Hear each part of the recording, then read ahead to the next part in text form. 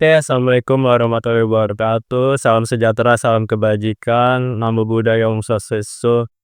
Di sini gue bakal podcast dengan bertema dunia industri fotografer. Dan gue sudah memanggil narasumber yang terkeren, yang kece, culture di dunia fotografer. Oke, kita panggil aja di sini. Ada Bang Jer. Oke, Bang. Perkenalkan diri dulu, Bang. Perkenalkan, nama gue Diki JM, biasa dipanggil JM aja. Gue udah berkecimpung di dunia industri fotografi dan videografi itu selama 3 tahun. Masih baru-baru banget, cuman udah alhamdulillah.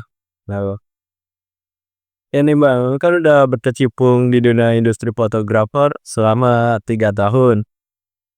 Ada kesan gak sih, kesan pesan lu selama lu berkecimpung di dunia industri fotografer tuh? Ada kesan sedih atau kesan senang lu? Kesan kesan pesan sedih dan senang itu pasti ada. Ya, senengnya itu kalau dapat duit, dapat job, senang ya kan. Tapi susahnya kalau misalnya kita udah nggak ada job, udah kosong nih, udah pusing nih, gimana nih cara marketingnya buat apa namanya, buat ngedapetin customer baru. Terus lu fotografer tuh, lu terjun emang keinginan lu atau terpaksa atau gimana tuh? Kalau keinginan sih sebenarnya nggak pengen, dari awal juga nggak pengen buat ngejadiin ini sebagai ladang cuan, cuman mungkin rezekinya di sini. Gue nyoba usaha-usaha yang lain juga kayaknya kayak stuck gitu. Cuman kalau yang ini tuh lebih kayak gue diem aja dia nyamperin gitu terus. Iya, jadi makanya ya gue jalanin aja terus gitu. Berarti customer yang nyari lu, kan lu yang nyari customer nih sekarang. Iya, itu sih karena keberuntungan, tapi di luar videografer lain juga kebanyakan ada yang susah kalau misalnya nyari project-projectan, karena nggak gampang kalau misalnya eh, yang masih baru atau yang udah lama pun biasanya susah kalau kita nembus sampai dapat customer itu PT dan dijadiin customer tetap, itu susah. Berarti lu lulus tahun berapa nih? Lu lulus dari SMP 2018, sekarang udah 2025. Nah, itu lu dari lulus sekolah itu lu udah berkecimpung di dunia industri fotografer atau lu ada pengalaman dulu nih di mana lu dari lu lulus sekolah atau lu punya pekerjaan lain terus lu berkecimpung ke dunia industri fotografer? Waktu gua lulus sekolah, gua di apa sih, sekolah tuh sebutannya kayak divisi ya, apa, otomotif. Jadi gua rada jauh dari industri ini gitu. Harusnya kan gua masuknya mungkin di multimedia itu bisa masuk, tapi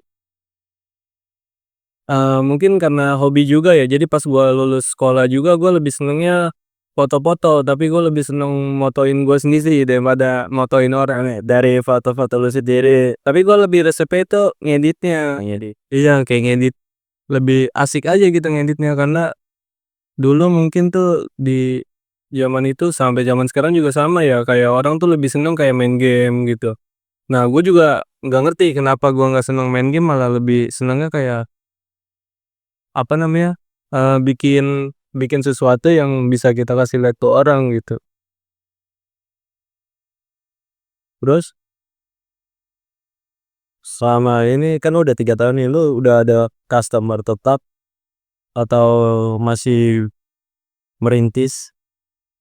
Kalau dibilang masih perintis ya pasti masih merintis, karena ya usia apa namanya, usianya usaha gua ini di bidang gua ini ya masih baru-baru banget. Cuman udah dapat customer tetap dari pertama gua buka itu. Makanya sebenarnya kalau dibilang baru 3 tahun, itu 3 tahun gua memulai ngeseriusinnya. Cuman kalau misalnya eh, apa namanya, mulainya mah sebenarnya udah dari udah lama gitu.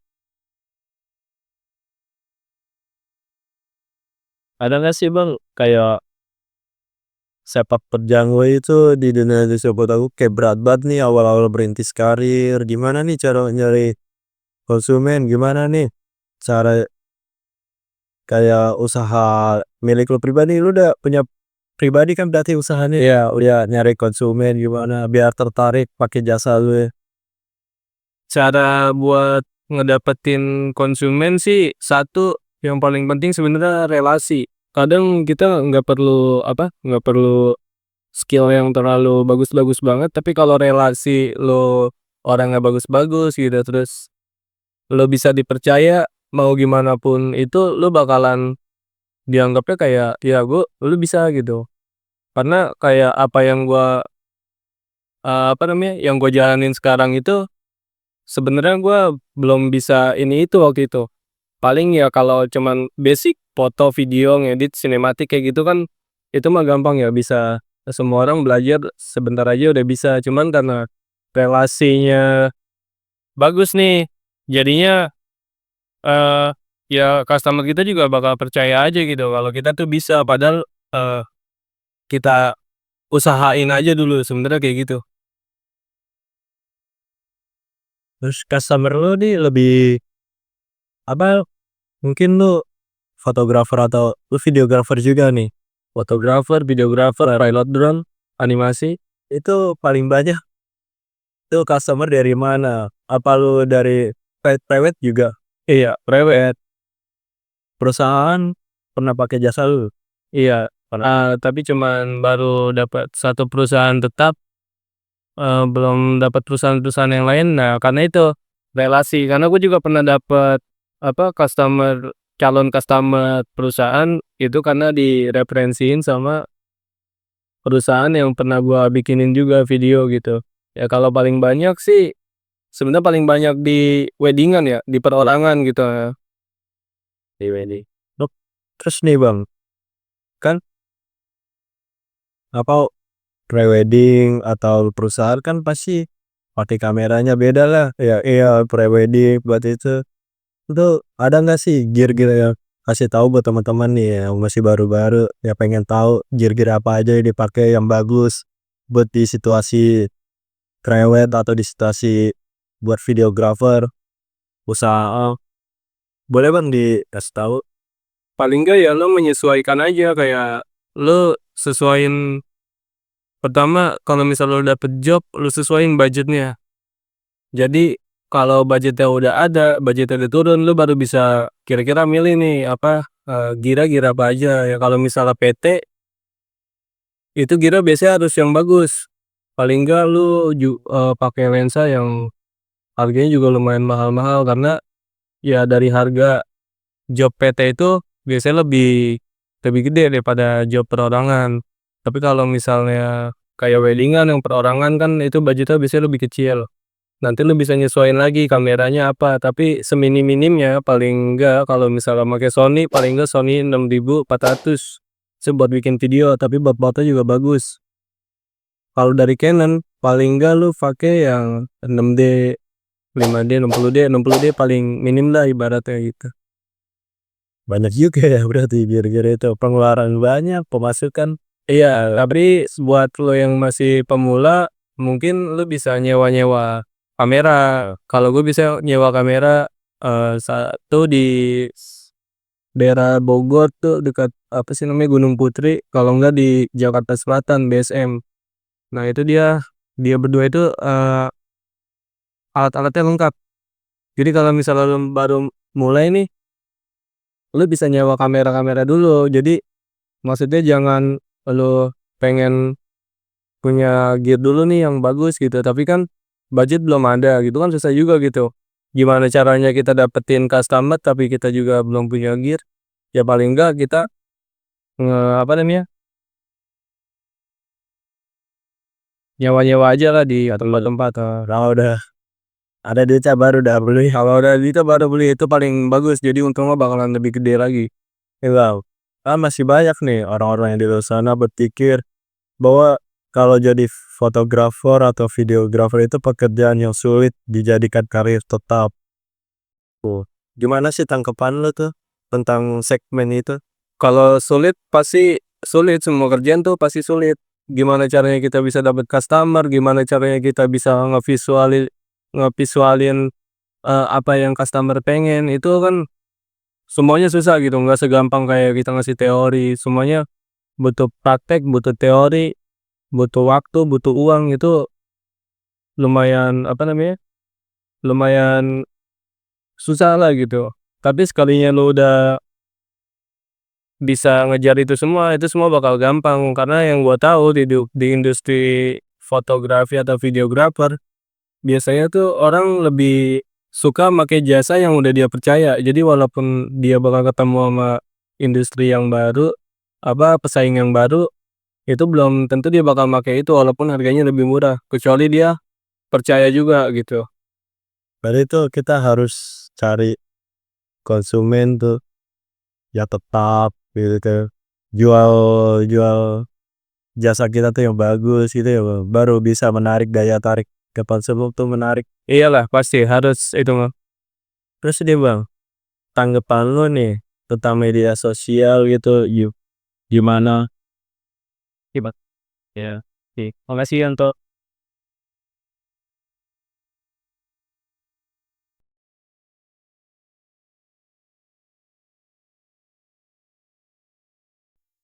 Kenapa? Terus nih gimana sih peran media sosial sekarang nih, kan udah bagus nih, udah modern buat portofolio jasa lu itu. ya sangat berperan kalau media sosial tuh punya peran penting di industri videografi dan fotografi. Satu untuk, pemasaran, pasti buat ke pemasaran sih, entah lu buat bikin portofolio itu di Instagram gitu. Jadi kasih lihat apa hasil-hasilnya, terus lu kasih lihat juga gimana caranya lu kerja. Terus buat ngasih, apa namanya, iklan-iklan dari Instagram gitu, ads, nanti lu bisa sebarin ke area-area yang udah lu tetepin, itu penting banget.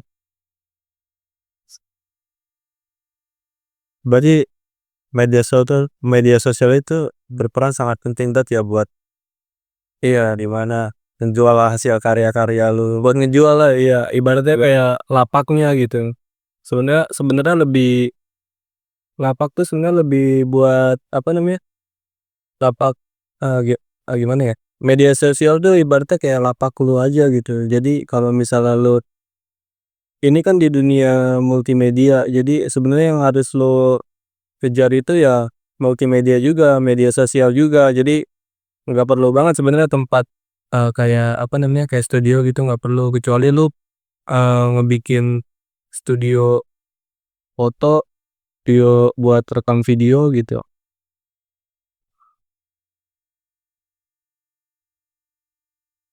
Hmm, mungkin podcast tentang industri fotografer sampai situ aja ya. Selebihnya mohon maaf atas kekurangannya karena manusia bukan Habibullah. Oh iya, iya.